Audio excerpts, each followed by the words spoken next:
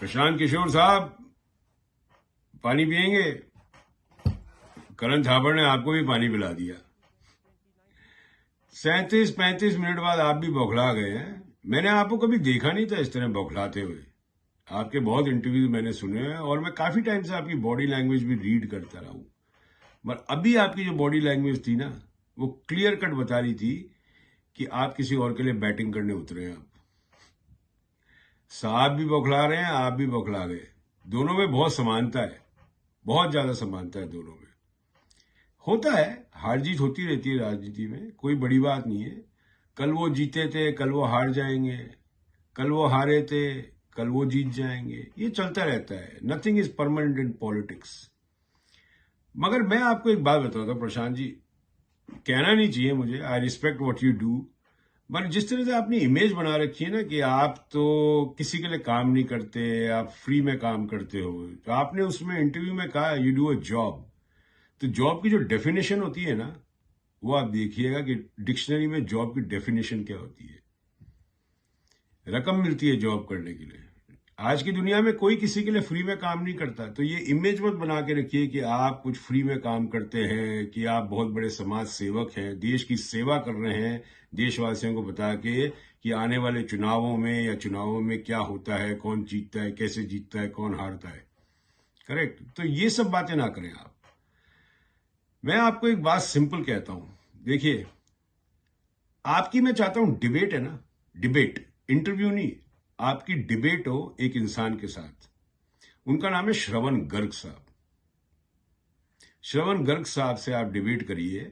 और जिस तरह आपने कहा था ना कि आपने देश को राजनीति के हिसाब से दो हिस्सों में बांटा हुआ है, श्रवण गर्ग साहब देश को हर एक राज्य के हिसाब से बांट के आपको हर एक राज्य का समझा देंगे।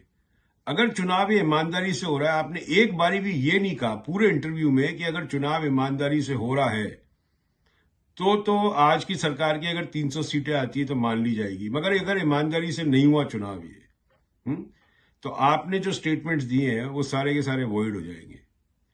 देखिए प्रशांत जी, बहुत लोग इस चुनाव को बहुत ज्यादा नजदीक से देख रहे हैं, क्योंकि अपने देश का एक नया डायरेक्शन सेट होगा इस पे।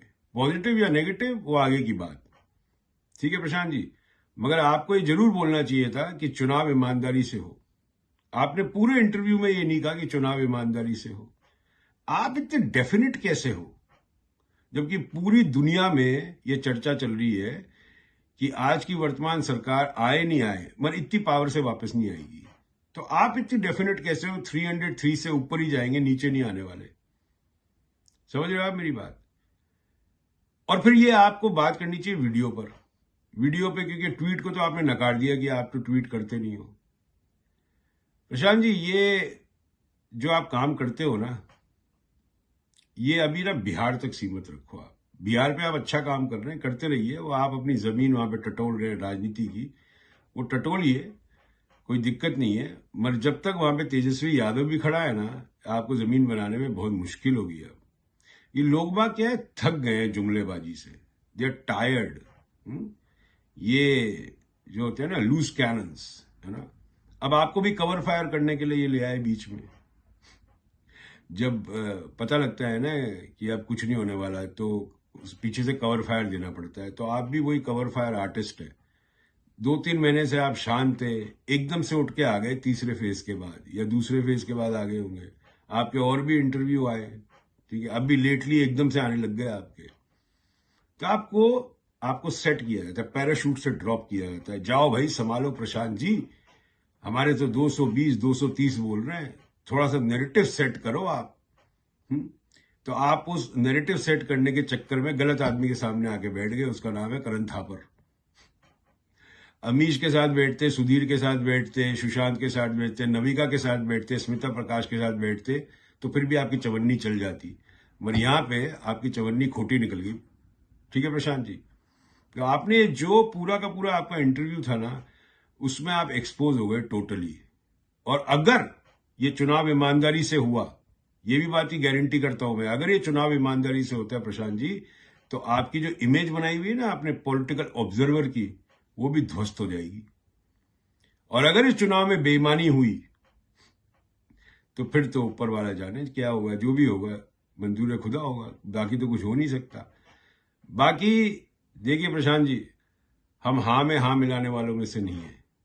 हमारे पास अपनी बुद्धि है, हम पढ़ते हैं आदमी को ऊपर से नीचे तक, ये किस तरह बोल रहा है, उसके दिमाग में क्या चल रहा है और उसके दिल में क्या चल रहा है, दिल और दिमाग की ट्यूनिंग है या नहीं है। दिल में तो आपको पता है कि ऐसा कुछ होने नहीं वाला, मगर जेब अलाउ नहीं कर रही कि आप वो बोलो, तो फिर दिमाग आ जाता है पिक्चर में, क्योंकि दिमाग और जेब का रिश्ता है, दिल और जेब का रिश्ता नहीं होता। अगर दिल और जेब का रिश्ता होता ना, दुनिया में पूरी शांति होती। ये दिमाग और जेब का रिश्ता है। आप समझ रहे हो मेरी बात या नहीं समझ रहे हो? या आपको बिहारी लैंग्वेज मुझे आती नहीं है, भोजपुरी, नहीं तो मैं आपको उसमें समझाता। मुझे भोजपुरी बड़ी स्वीट लगती है वैसे, जैसे नेहा सिंह राठौर बोलती हैं भोजपुरी, कन्हैया कुमार बोलते हैं भोजपुरी, जो भी भोजपुरी बोलते होंगे, मनोज तिवारी भी बोलते हैं भोजपुरी, रवि किशन भी बोलते हैं, तो मुझे बड़ी स्वीट लगती है, मगर मुझे आती नहीं है। मगर जो आपने इमेज क्रिएट कर रखी है ना, ये काबिल तारीफ है, मगर ऐसी फेक इमेजेस ज्यादा चलती नहीं है। हमारे यहां में भी ट्रंप ने भी एक इमेज क्रिएट करी थी 4 साल में, आउट, समझे आप? तो मैं चाहता हूं आपकी डिबेट, जो आपने नंबर्स की डिबेट जो बताई है, वो श्रवण गर्ग साहब के साथ आपकी डिबेट हो, बहुत ज्यादा जरूरी है। उससे क्या लोग बाग समझेंगे। श्रवण गर्ग साहब एक सीनियर है, पॉलिटिकल ऑब्जर्वर समझ लो या जो भी समझ लो, आप जर्नलिस्ट है वैसे हो, और आप बहुत जूनियर है, मगर आप नए युग के ऑब्जर्वर है, वो पुराने युग के ऑब्जर्वर है। उन्होंने इंदिरा गांधी के टाइम से लेके पता नहीं कितने ही आंदोलन देख लिए, कवर कर लिए होंगे, कितनी ही उन्होंने सरकारें देख ली, आई गई, सब देखा है उन्होंने, और आप अभी अभी उगे हो, ठीक है? तो मैं चाहता हूं जब आप अभी उगे हो, तो अभी आप ये समझ जाओ कि आप ज्यादा दिन टिकोगे या नहीं टिकोगे, क्योंकि आपकी बातों से क्या होता है कि एक लोग बाग उल्टा समझने लग जाते हैं। जैसे आप बोले थे गर्मी है, ये है, मानिए आपकी बात, गर्मी थी, लोग बाग वोट करने गए, परसेंटेज की आप बात कर रहे थे कि परसेंटेज बढ़ रहा है, घट रहा है, वो सब बातें जो होगी आपकी, वो श्रवण गर्ग साहब के साथ करो, ओपन फोरम पे, ओपन फोरम पे, हमारे फोरम पे कर लो। नहीं कर सकते तो हमारे पास 10 ऐसे फोरम है जिसपे हम करवा देंगे आप, 10, कोई प्रॉब्लम नहीं, आप पिक कर लेना किसी भी फोरम पे आपको आना है तो। मगर आप, ये जरूरी है कि आप डिबेट करो और बौखलाया मत करो।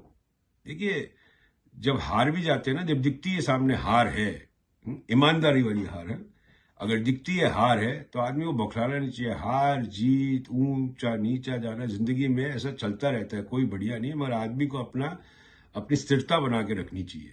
स्थिरता ही बोलते हैं ना उसको, स्थिरता। You got to hold your fort, है राइट। अगर आप वहां लूज हो जाओगे ना, तो पकड़े जाते हो। आप करण थापड़ ने आपको पकड़ लिया, बौखला गए आप, बुरी तरीके से बौखला गए आप।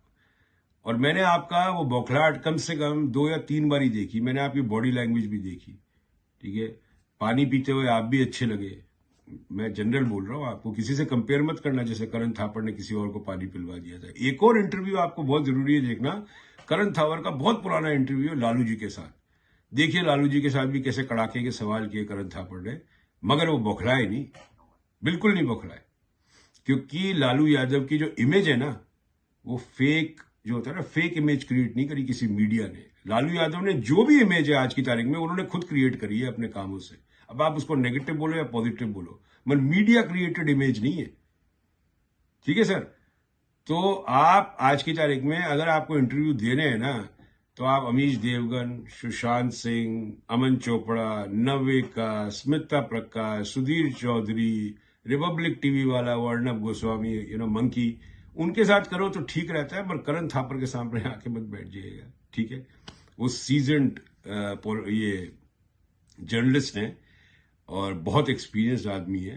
अनफॉर्चुनेट है कि ऐसे आदमी को अपने देश में कम देखा जाता है, इसीलिए अपने देश की राजनीति का इतना बदतर हालात में आज की तारीख में।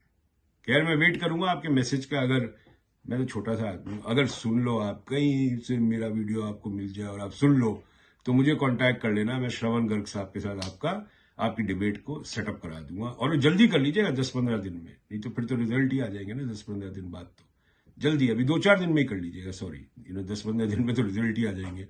क्या पता ईमानदारी का चुनाव हो या बेईमानी का हो, ये तो बाद में पता लगेगा, ठीक है? इंतजार करेंगे आपका।